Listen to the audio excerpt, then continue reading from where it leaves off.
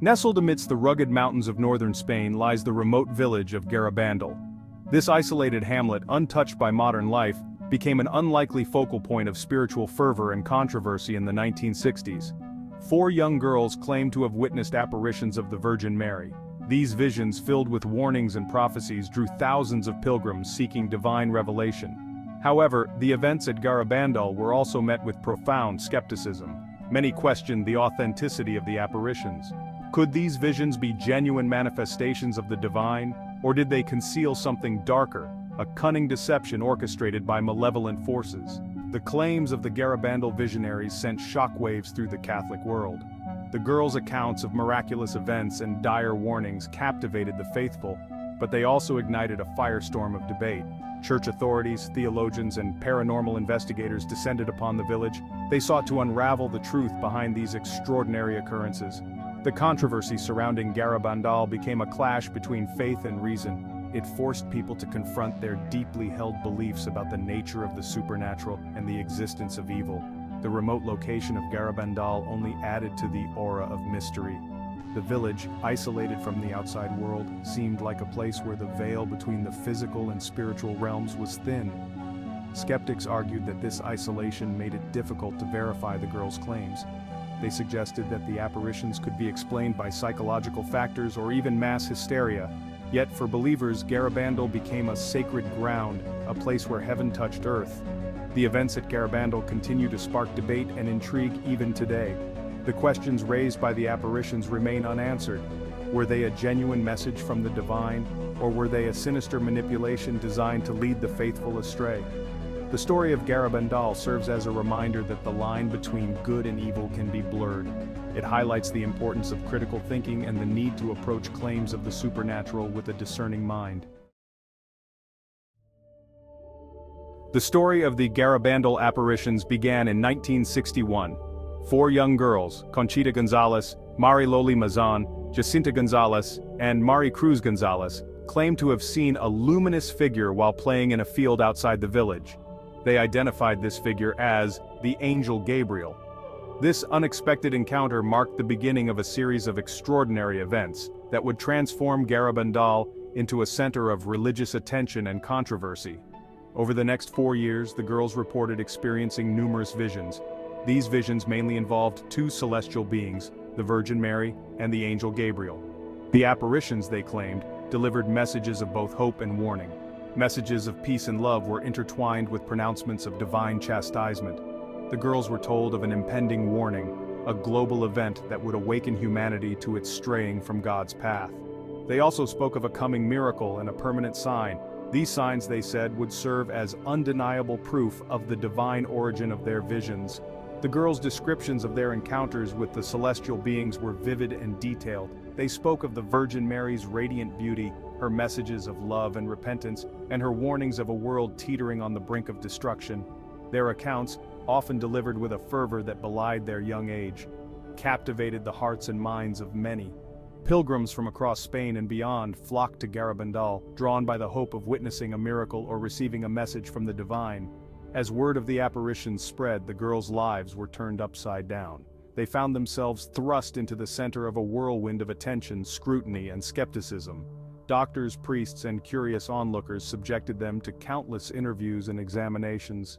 Through it all, the girls remained steadfast in their claims, unwavering in their belief that they were instruments of a divine plan.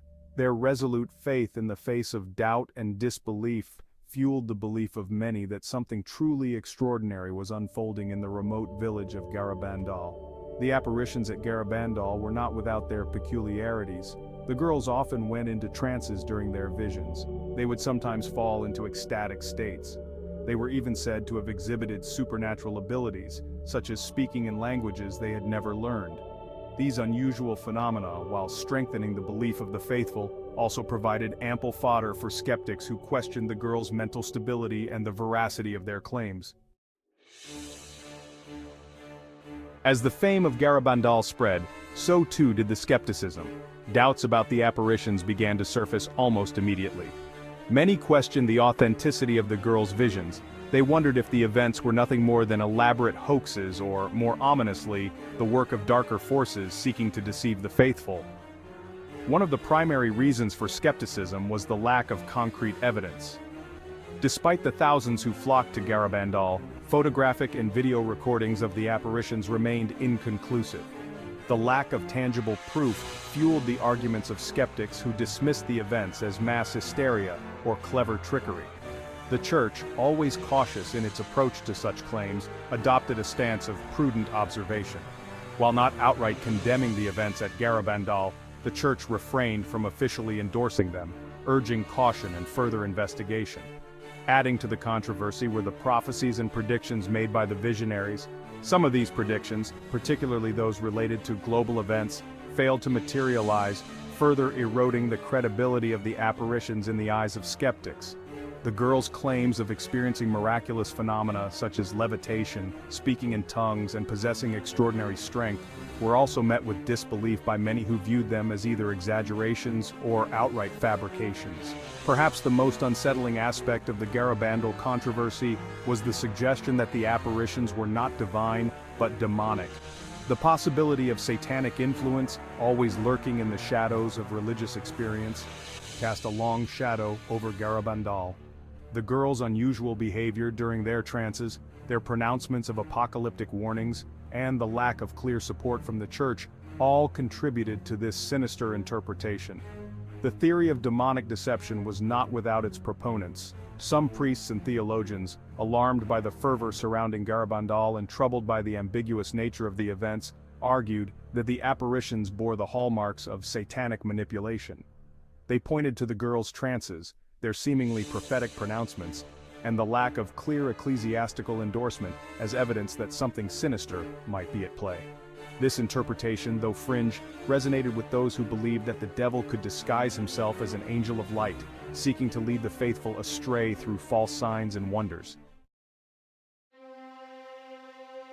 The controversy surrounding Garabandal became a battleground of conflicting testimonies. Believers, deeply moved by the girls' accounts and convinced of the authenticity of their visions, defended the events with passionate conviction. Critics, armed with skepticism and a rational approach, sought to debunk the apparitions as either psychological phenomena or deliberate hoaxes. Those who embraced the Garabandal apparitions found solace and inspiration in the messages of hope and warning conveyed by the visionaries.